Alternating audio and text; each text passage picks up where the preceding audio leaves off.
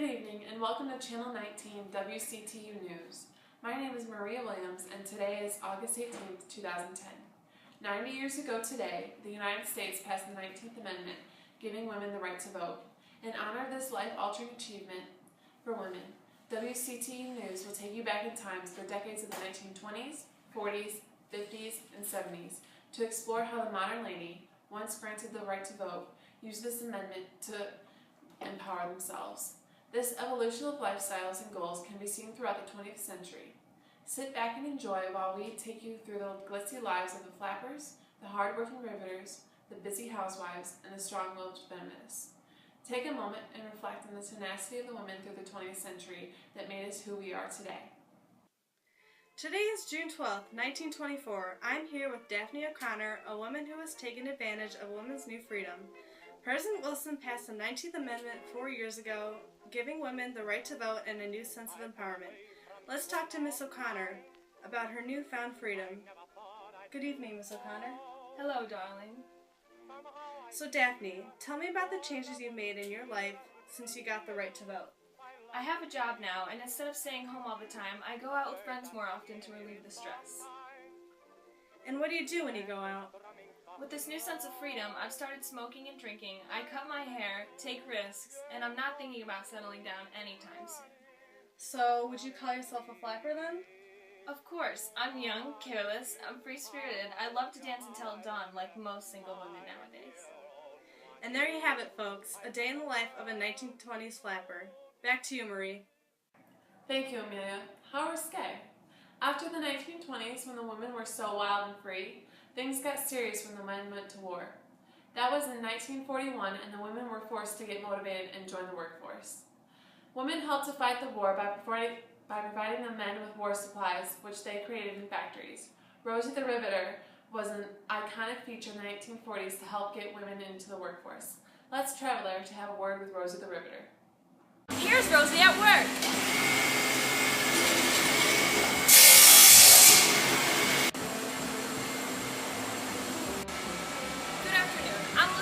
At a local factory, Rosie the Riveter herself. With the men away at war, Rosie has motivated America's women to go back to work and support our country. Rosie, what inspired you to join the workforce? Well, ever since we declared war began, there's been a need for the production of more supplies and ammunition. And with the troops overseas, somebody had to step up and do it. What is your day-to-day life like? Well, in the morning, I wake up, I have 2 young children, and I drop them off at daycare provided by the government.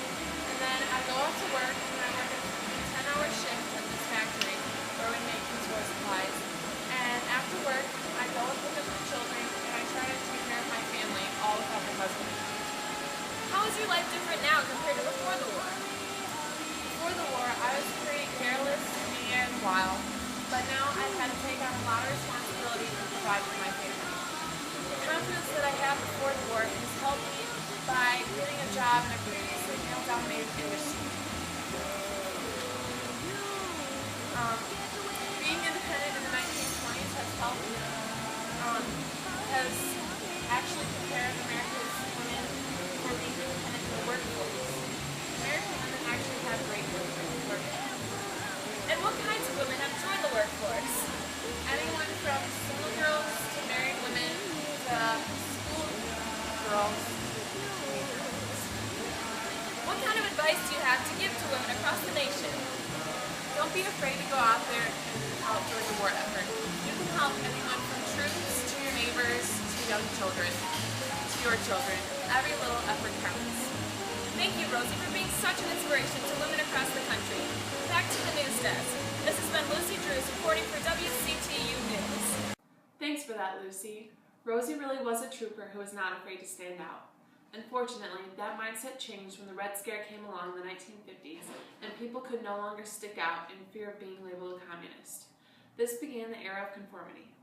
Women transferred from factory life to being homemakers as the men came back from war, taking back their jobs in the factories. Let's travel to the home of Meredith Smith, a homemaker, to hear a little bit about how she lives her day-to-day life. Good afternoon, and welcome to the busy household of Meredith Smith. With the end of World War II, the men have returned from the battlefields and back into the fields of industry. Now that they're back, most women have returned to their traditional roles in the home. In this interview with housewife Meredith Smith, we will explore her role in this society, what she and others think, and her day-to-day schedule. Good afternoon, Mrs. Smith. Good afternoon, Judy. Mrs. Smith, how do you feel about the changing roles of women as they go back from the factory to the home? Well, personally, I adore it. My husband is back from the war, and my family is whole again. Motherhood and marriage are a fulfillment to me. Can you tell me why this change occurred? Well, when the men came home, the women felt obligated to go back into the home. Also, with the Reds, you don't want to stand out and be different. My family's needs are greater than my own needs. So tell me a little bit about what you do around the house every day. Excuse me, I can't let the bread burn.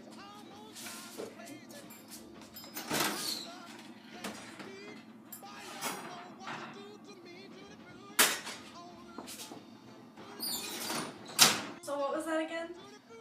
What do you do around the house every day? Every day is the same. I wake up at 5 for my children, Tommy and Sally, and my husband, Peter. Then I start making breakfast for everyone and prepare a bottle for Jane. Then I head upstairs to wake up everyone, pick out their outfits. After I get them ready, Peter leaves for work and I send the kids to school. The rest of the day is dedicated to tidying up the house, preparing a wonderful supper, caring for the baby, and maybe even a tennis match with the gals. And what happens when everyone returns home? Well, I make sure I look presentable for my husband and make sure dinner is set on the table at 5:30 sharp. How do you feel at the end of the day? I feel extremely exhausted, but I don't let it show. I put on a bright smile because I'm happy to do what I'm doing and proud of my family.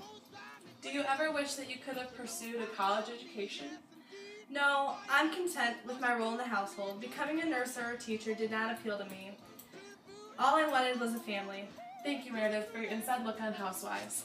This has been Judy Decker with WCTU News. Back to the news desk. Thanks, Judy, for informing us about America's housewives in the 1950s. Meredith sure has a lot on her hands. It definitely would be a struggle for me. Post-1950s, homemakers began to realize their lack of equality in boys in society. As the 1960s and 70s ushered in, African-American civil rights movement was in full swing.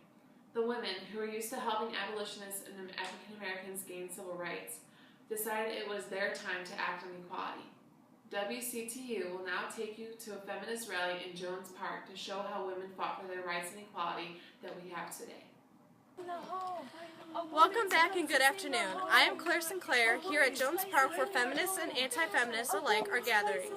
Today is June 23rd, 1972, and the White House just announced the passing of Title IX, giving women equal athletic opportunities. This is a huge advancement in the goals of feminists, yet a setback for anti-feminists. Let's get an opinion from both sides. Hello, Daisy. So tell us why you're out here today. Well, I'm here to support the passage of Title IX. Each and every day, America is closer and closer to gaining equality between women and men. By equality, what exactly do you mean? Well, I believe that women should at least have rights to their own body, like abortion and birth control. Also, women need equality in the workforce, not to mention a stronger voice in the government. What inspired your spirit of rebellion? Since the beginning of the African American rights movement, feminists have stood right beside abolitionists and civil rights activists. Now, with this recent civil rights movement, women feel it is our turn to gain equality. Very interesting. Thank you, Daisy.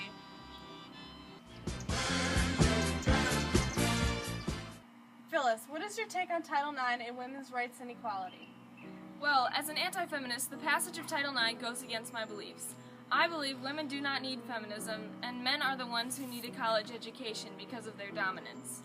How does Title IX affect your family? It will not affect my family any because my daughters will be mothers and stay in the home where they belong, not playing some ball game like sweaty boys. Women belong as homemakers, and men are the breadwinners. That's the way it should be. Feminism takes away the old American values that have been the same since America was created. Thank you for your input, Phyllis.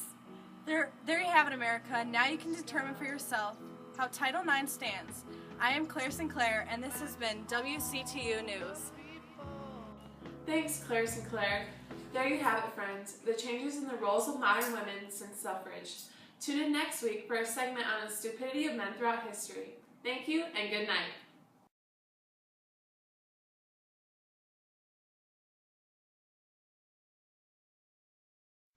Whoa.